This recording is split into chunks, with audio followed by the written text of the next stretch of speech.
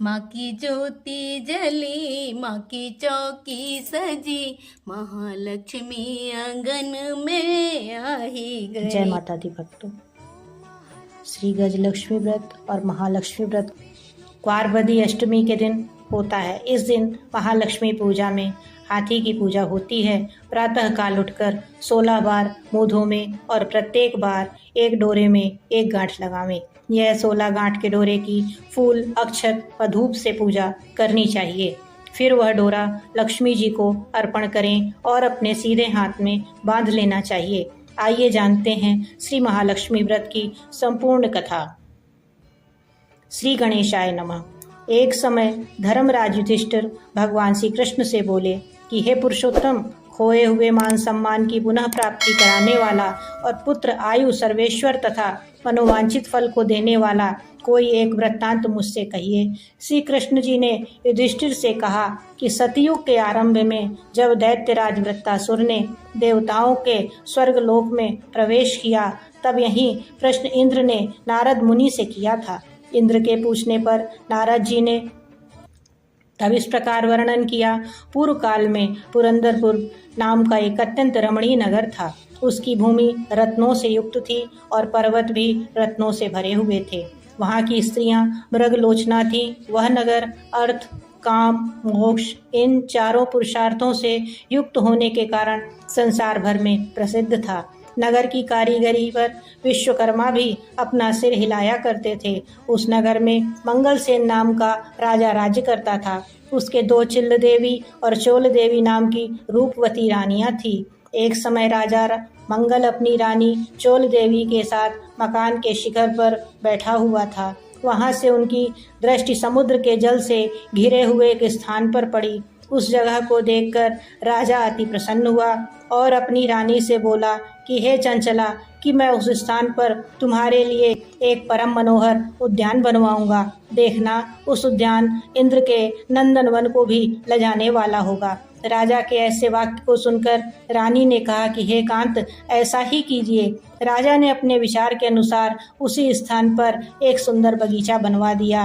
वह बगीचा थोड़े दिनों में ही अनेक वृक्ष, लता, फूलों और पक्षी गणों से संपन्न हो गया। एक समय उस उद्यान में मेघ तुल्य काला और रक्त वर्ण तथा चंचल नेत्रों से युक्त शूकर घुस आया। उसने आकर वृक्षों को तोड़ डाला और उद्यान को चौपट कर दिया। यही नहीं, उस शूकर ने बगीचे के कई रखवालों को भी मार डाला। तब उद्यान के रक्षक उसके भय से भयभीत होकर राजा के पास गए और सब हाल कह सुनाया। अपने परम रम्य उद्यान के उजड़ने की बात सुनकर राजा के नेत्र क्रोध से लाल हो गए। राजा ने अपनी सेना को आज्ञा दी कि शीघ्र ही जाकर उस शूकर को मार डालो। यही नहीं, राजा स्वयं भी एक मतवाले हाथी पर सवार होकर उद्यान की ओर चल पड़ा। उसकी सेना पृथ्वी को हिलाती तथा रथों की शीघ्र गति से उत्पन्न पवन से पर्वतों को कपा रही थी। शब्द उच्चारण से दिशाओं को गुंजाता हुआ राजा बोला, यदि किसी सिपाही के बगल से यह शूकर निकल जाएगा तो मैं उस सिपाही का सिर शत्रु की भांति काट डालूंगा। राजा के ऐसे वचन सुनकर वह शूकर जिस मार्ग में राजा स्वयं खड़ा था, उसी मार्ग से मनुष्यों को विदीर्ण करता हुआ निकल गया। राजा अपने घोड़े को मारता ही रह गया। राजा लज्जा से प्रेरित होकर उस शूकर का पीछा करते करते सिंह बागों से युक्त घोर वन में जा निकला। निदान शूकर से मुठभेड़ हुई और राजा ने अपने बाण से उसे भेद दिया। बाण के लगते ही शूकर अपने शरीर को छोड़कर दिव्य गंधर्व रूप में आ गया और विमान पर चढ़कर स्वर्ग को जाने लगा।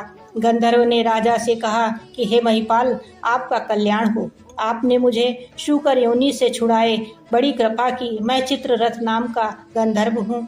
एक समय जब ब्रह्मा जी देवताओं के बीच बैठे हुए मेरा गायन सुन रहे थे, तब मुझसे ताल की स्वर भूल हो जाने से वह रुष्ट हो गए थे। उन्होंने रुष्ट होकर मुझे शाप दिया था कि तू पृथ्वी पर शूकर होगा। जिस समय राजा मंगल तुझे अपने हाथों से मारेगा, तब तेरी शूकर योनि से मुक्त होगी। तो आज वह श्राप पूरा हुआ। हे राजन, मैं आपके कृत्य से प्रसन्न हुआ। आप भविष्य में महालक्ष्मी व्रत करके सार्वभौम राजा हो जाएंगे।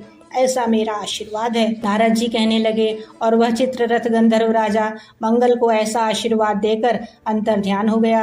राजा जो ही वहाँ से अपने नगर के लिए चलने को हुआ त्यों ही उसे एक ब्राह्मण दिखाई दिया। राजा ने ब्राह्मण से प्रश्न किया कि हे देवता, आप कौन हैं? इस पर ब्राह्मण ने उत्तर दिया कि हे राजन, मैं आपके ही राज्य का एक नागरिक हूँ। आप इस समय शांत दिखाई देते हैं, कहिए मैं आपकी सेवा क्या कर सकता हूँ?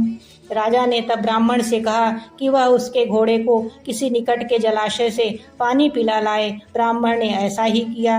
वह घोड़े की पीठ पर सवार होकर जलाशय की ओर जाता है।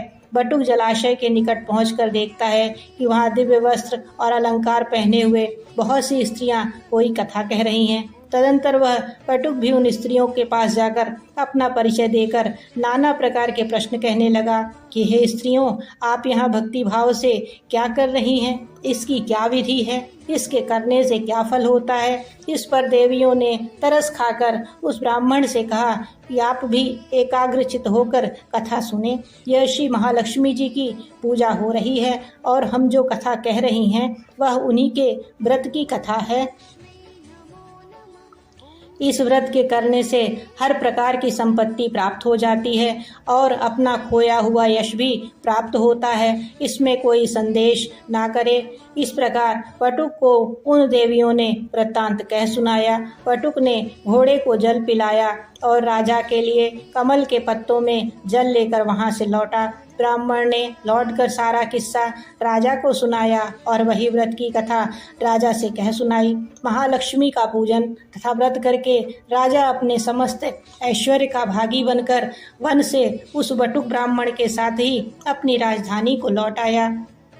सबसे पहले राजा अपने मित्र ब्राह्मणों के साथ अपनी बड़ी रानी चोल देवी के महल में जाता है। रानी ने जब राजा के दाहिने हाथ में व्रत का बंधा हुआ डोरा देखा तो वह राजा से रुष्ट हो जाती है।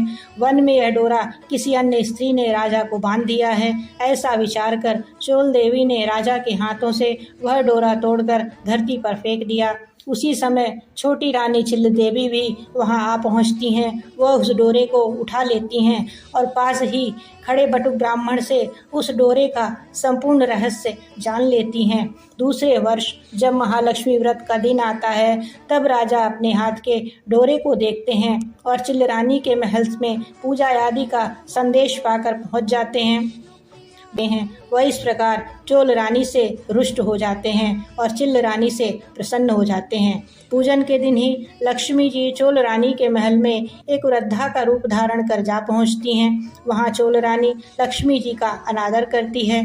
तब अप्रसन्न होकर लक्ष्मी जी चोल रानी को श्राप देती हैं कि जा तेरा मुख शुक्री जैसा हो जाएगा। जब तू अंगिरा ऋषि के आश्रम में जाएगी तब वहाँ के कृत्य से तू अपना स्वरूप प्राप्त करेगी। इसके बाद लक्ष्मी जी चिल्ल रानी के महल में गईं। वहाँ रानी ने उनका बड़ा आदर किया। प्रसन्न होकर लक्ष्मी जी ने चिल्ल रानी से कहा कि रानी, मैं तेरे पूजन तथा आदर सत्कार से प्रसन्न हुई हूँ, तू वर मांग। तब रानी ने प्रार्थना करते हुए कहा कि हे देवी, जो भी तुम्हारे इस व्रत को करे उसके घर में तुम सदा निवास किया करो। जो आपके इस व्रत की कथा को श्रवण करे और पढ़े उसकी आप सभी कामनाएं पूरी किया करें। मैं आपसे बस यही वरदान चाहती हूँ। लक्ष्मी जी चिल्ल रानी को वरदान देकर अंतर्ध्यान हो जाती हैं। उसी दिन चिल्ल रानी के द्वारपालों द्वारा अपने शुक्री जैसे मुख हो जाने के कारण अपमानित होती है। तब चोल रानी अपना मुँह दर्पण में देखती है और अपने किए पर पछताती है। लक्ष्मी जी के शाप के अनुसार चोल रानी अंगिरा ऋषि के आश्रम में जाती है। वहाँ ऋषि के कहने के अनुसार वह महालक्ष्मी व्रत करती है और अपना खोया हुआ स्वरूप प्राप्त करती है। ऋषि के आग्रह से राजा अपनी रानी को ग्रहण करता है। इस प्रकार राजा मंगलसेन अपनी दोनों रानियों सहित बहुत वर्षों तक राज्य सुख भोगता रहता है। वह अपने समय का चक्रवर्ती राजा माना जाने लगा। उसका वटुक ब्राह्मण ही उसके विशाल राज्य का मंत्री बना।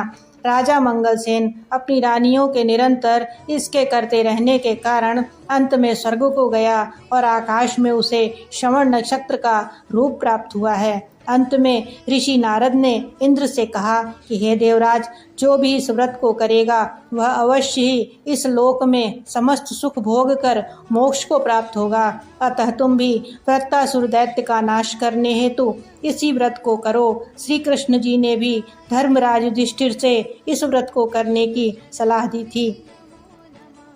व्रत आदि के करने से सुख की प्राप्ति होती है, ऐसा शास्त्रों का प्रमाण है। इसमें कोई संदेह नहीं है कि माता महालक्ष्मी कथा संपूर्ण रूप से जाननी, पढ़नी, सुननी एवं संबंधित जनों से शेयर करनी चाहिए।